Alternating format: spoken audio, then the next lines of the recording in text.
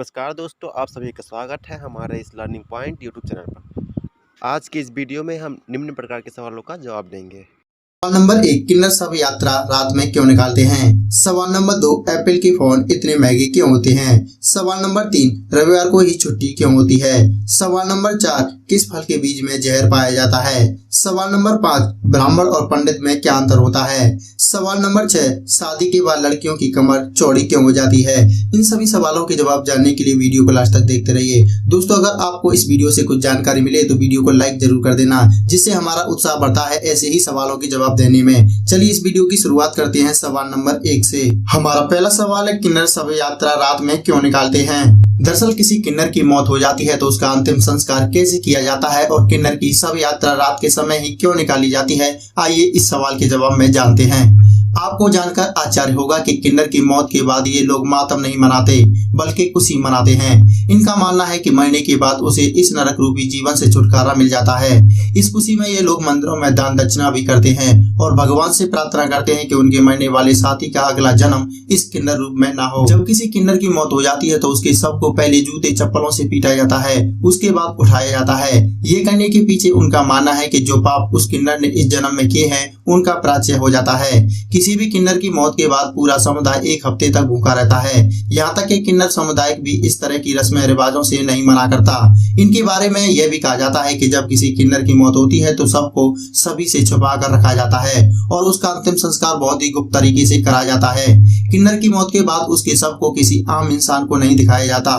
इसके पीछे मान्यता है कि कोई सामान्य इंसान इनकी शव यात्रा को नहीं देख सके, अन्यथा मरने वाले किन्नर का जन्म फिर से किन्नर रूप में ही होगा। किन्नर समुदाय वैसे तो हिंदू धर्म को मानते हैं, लेकिन ये लोग सबका अंतिम संस्कार जलाकर नहीं बल्कि दफनाकर करते हैं। हमारा दूसरा सवाल है, एप्पल के फोन इतने महंगे क्यों होते हैं।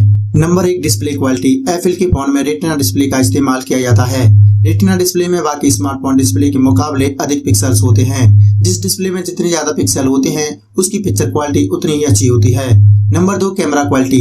एप्पल के फोन के कैमरे की क्वालिटी बाकी स्मार्टफोन से काफी अच्छी होती है, क्योंकि आईफोन में सैकड़ों महंगे हुए अलग अलग पार्ट को जोड़कर एक बेहतरीन कैमरा बनाया जाता है।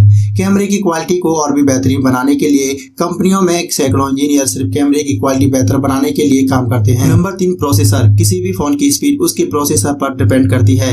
आईफोन का प्रोसेसर बाकी स्मार्टफोन से काफी अच्छा और एडवांस होता है। बाकी स्मार्टफोन कंपनी किसी थर्ड पार्टी कंपनी का प्रोसेसर इस्तेमाल करते हैं, लेकिन एप्पल अपनी खुद का प्रोसेसर यूज करती है। Number 4, operating system. दुनिया के लगभग सभी स्मार्टफोन्स में गूगल के एंड्रॉइड ऑपरेटिंग सिस्टम का इस्तेमाल किया जाता है, लेकिन आईफोन एकमात्र ऐसा स्मार्टफोन है जिसका खुद का एक ऑपरेटिंग सिस्टम है, जिसको iOS कहते हैं। यह बहुत ही सिक्योर ऑपरेटिंग सिस्टम है, इसलिए इसमें एंड्रॉइड जितने फीचर नहीं आते। आपको बता दें कि बहुत से लोग सिर्फ आईफोन ही हाई सिक्योरिटी को देकर ही इसे खरीदते हैं, तो यह कुछ कारण है जिनकी वजह से एप्पल का आईफोन इतना महंगा होता है। हमारा तीसरा सवाल है, रविवार को ही छुट्टी क्यों होती है। दरअसल रविवार का दिन ही एक ऐसा दिन होता है जिसे हम अपनी मन मर्जी से बिता सकते हैं। इस दिन को हम लोग अपने काम से फ्री रहकर परिवार के साथ मिलजुल कर बिताते हैं। रविवार के दिन बैंक, विद्यालय, ऑफिस आज सभी बंद रहते हैं, लेकिन क्या आपने कभी सोचा है कि रविवार को ही छुट्टी क्यों होती है। अगर आप नहीं जानते हैं तो आइए इस सवाल के जवाब में जानते हैं।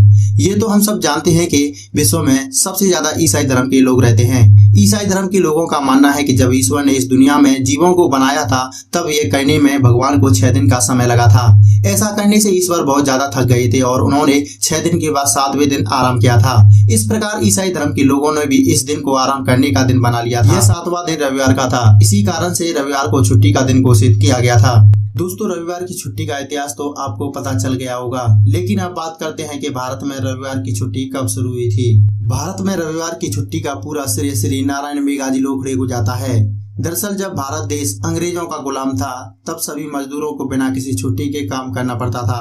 इस कारण मजदूरों को सप्ताह के 7 दिनों में से एक दिन भी छुट्टी नहीं मिलती थी। छुट्टी न मिल पाने के कारण कोई भी मजदूर अपने घर वालों के साथ समय नहीं बिता पाता था और यहाँ तक कि वह मजदूर लोग अपने शरीर को आराम भी नहीं दे पाते थे। उस समय मजदूरों के नेता श्री नारायण मेघाजी लोखड़े ने ब्रिटिश सरकार के सामने इस समस्या को रखा और ब्रिटिश सरकार से सप्ताह में एक दिन का अवकाश रखने का आग्रह किया, लेकिन ब्रिटिश सरकार ने श्री नारायण मेघाजी लोखड़े के इस आग्रह को मानने से इनकार कर दिया। ब्रिटिश सरकार के इस फैसले से श्री नारायण मेघाजी लोखड़े ने मजदूरों के साथ मिलकर इसका विरोध प्रदर्शन किया। ब्रिटिश सरकार को ये बात माननी पड़ी और रविवार को छुट्टी देने की मंजूरी दी। सवाल नंबर 4, किस फल के बीज में जहर पाया जाता है? वैसे तो सेब को पूरी दुनिया में सबसे सेहतमंद फल माना जाता है। क्या आपको पता है कि यही फल आपकी जान भी ले सकता है? दरअसल सेब के बीज में एक ऐसा तत्व होता है जो इंसानी शरीर में पहुंचने पर पाचक एंजाइम के साथ मिलकर जहर बनाने लगता है। ये इतना खतरनाक होता है कि एक निश्चित मात्रा से ज्यादा बीज गलती से शरीर के भीतर पहुंच जाए तो किसी की भी मिनटों में मौत हो सकती है। जानिए क्या है ये तत्व और शरीर में पहुंचकर कैसे काम करता है। वैसे तो कुदरती तौर पर सभी बीजदार फलों के बीज के आसपास एक मजबूत कोटिंग होती है। फल खाने वाला व्यक्ति इस कोटिंग की वजह से गलती से भी बीज खा ले तो उसे चबा नहीं पाता। हालांकि सेब का बीज नरम और आकार में छोटा होता है। ऐसे में सेब खाने के दौरान गलती से भी बीज चबा जाना हैरानी की बात नहीं, लेकिन बीज के भीतरी एमगडेलिन नामक तत्व होता है जो शरीर के भीतर पहुंचकर काफी घातक हो सकता है। कम मात्रा में बीज खा जाने पर उल्टियां, घबराहट, सिर दर्द और पेट में दर्द जैसी तकलीफें होने लगती हैं। हालात गंभीर हो तो सांस लेने में परेशानी, पसीना आना और बीपी कम हो जाना जैसे लक्षण दिखते हैं। सवाल नंबर 5, ब्राह्मण और पंडित में क्या अंतर होता है? दरअसल आज के समय में ब्राह्मण वह है जो ब्राह्मण परिवार में जन्म लेता है, लेकिन पंडित का किसी कुल खानदान में जन्म लेने से कोई सरोकार नहीं है। पंडित का अर्थ ज्ञानी, ज्ञानकार, विद्वान है, वह पंडित है। पंडित की कोई जात नहीं होती है, वह किसी भी जात का हो सकता है। पंडित से कोई उसकी जात पूछता भी नहीं है, वह तो बस पंडित होता है। ये आवश्यक नहीं है कि हर ब्राह्मण पंडित हो। वास्तव में पंडित का ब्राह्मण होने से कोई लेना देना नहीं है। पहले के जमाने में ऐसा होता था कि जो ब्राह्मण थे वे ही विद्या अध्ययन करते थे और इस कारण ब्राह्मण और पंडित एक ही हो जाते थे। लेकिन समय के साथ साथ ब्राह्मण विद्या अध्ययन से दूर होकर उन सांसारिक कार्यों में लिप्त हो गए हैं जिनमें अन्य लोग भी लगे रहते हैं, जबकि दूसरी तरफ अन्य वर्गों के लोग विद्या अध्ययन की तरफ आकर्षित हुए हैं। इस कारण ब्राह्मण और पंडित के एक ही होने की धारणा टूट गई। अब तो कोई भी पंडित हो सकता है। पंडित होने के लिए ब्राह्मण होना जरूरी नहीं है। हमारा छठवां सवाल है, शादी के बाद लड़कियों की कमर चौड़ी क्यों हो जाती है?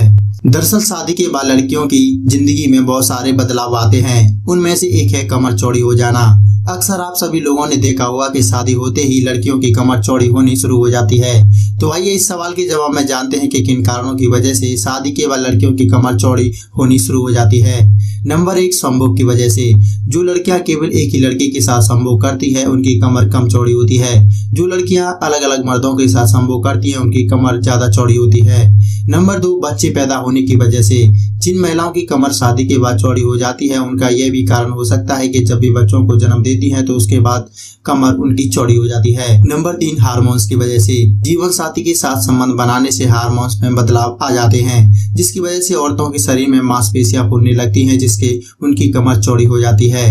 नंबर 4, तनाव की वजह से। शादी के बाद जब लड़की लड़के के घर जाती है तो वह शुरुआती दिनों में अपने आप को एडजस्ट नहीं कर पाती है जिसकी वजह से उसको इस प्रकार की दिक्कत आने लगती है।